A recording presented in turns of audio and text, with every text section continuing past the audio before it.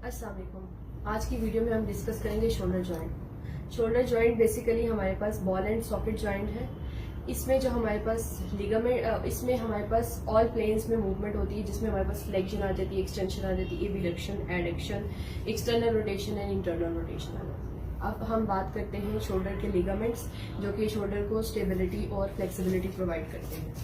इसमें लिगामेंट्स में हमारे पास जो लिगामेंट आते हैं, एक्रोमियोक्लेविकुलर लिगामेंट आ जाता है, ग्लिनोइड लैब्रम आता है जो सबसे ज्यादा स्टेबिलिटी प्रोवाइड करता है।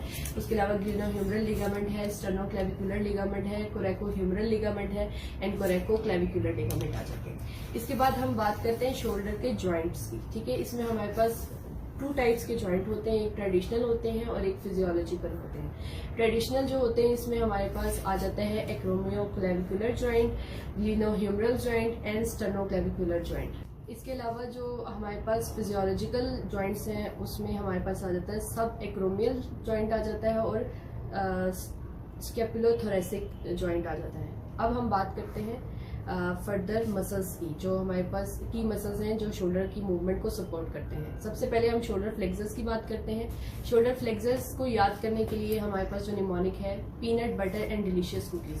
P stand for pec major, B for bicep brachii, D for deltoid and C for coracobrachialis. फिर हम बात करते हैं शोल्डर एक्सटेंसर्स की।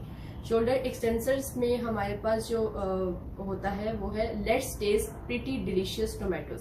L stand for latissimus dorsi, T for tricep आ जाता है, taste pretty, P for pec major, delicious, D से हमारे पास डेल्टॉइड, टी फॉर हमारे पास आ जाएगा टीरीज मेजर।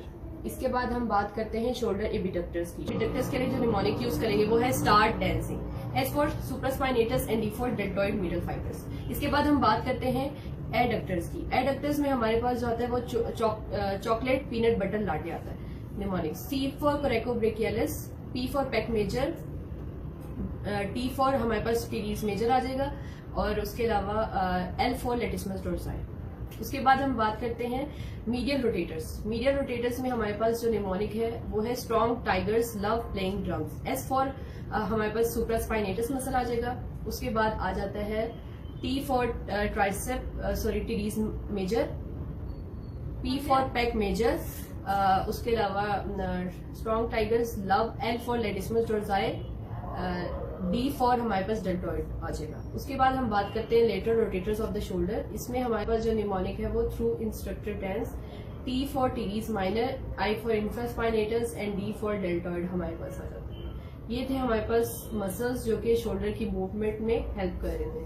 अब हम बात करते हैं आगे नर्व सप्लाई की। नर्व सप्लाई में सबसे पहले जो हमारे पास आएगी वो सुप्रास्केपुलर नर्व है, जो कि 2 मसल्स को इनर्वेट कर रही होती है, supraspinatus and infraspinatus. Then further हमारे पास आती है एक्सिलरी नर्व। एक्सिलरी नर्व जो हमारे पास सप्लाई कर रही होती है डेल्टॉइड को और साथ में हमारे पास टीरीज माइनर को सप्लाई कर रही होती है। उसके बाद हमारे पास जो नर्व सप्लाई है वो है मस्कुलोक्यूटेनियस नर्व, जो कि बाइसेप ब्रेकाई और ब्रेकियलिस मसल को इनर्वेट कर रही होती है। देन फर्दर हम बात करें तो रेडियल नर्व आती है हमारे पास, जो कि एक्सटेंसिव मसल्स ऑफ फोरआर्म और ट्राइसेप को इनर्वेट कर रही होती है। फर्दर हम बात करें तो अल्नर नर्व आ जाती है। अल्नर नर्व हमारे पास फ्लेक्सर कार्पाई अल्नरिस और फ्लेक्सर डिस्टोरम प्रोफंडस मसल को इनर्वेट कर रही होती है। लास्ट में हमारे पास जो नर्व आती है वो है मीडियन नर्व। मीडियन नर्व हमारे पास flexors muscles of forearm and hand को सप्लाई कर रही होती है।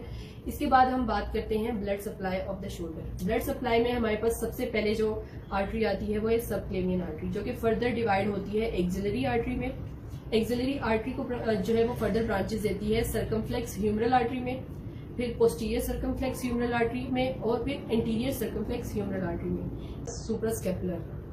अब उसके बाद हम बात करते हैं नेक्स्ट आर्टरी है सबस्केपुलर आर्टरी, जो कि हमारे पास इंफ्रास्केपुलर और सुप्रास्केपुलर आर्टरी में ब्रांचेस दे रही होती है। उसके बाद आती है हमारे पास सर्कमफ्लेक्स ह्यूमरल आर्टरीज, जो कि एंटीरियर सर्कमफ्लेक्स ह्यूमरल आर्टरी और पोस्टीरियर सर्कमफ्लेक्स ह्यूमरल आर्टरी में ब्रांचेस दे रही होती है। That's all for today's lecture.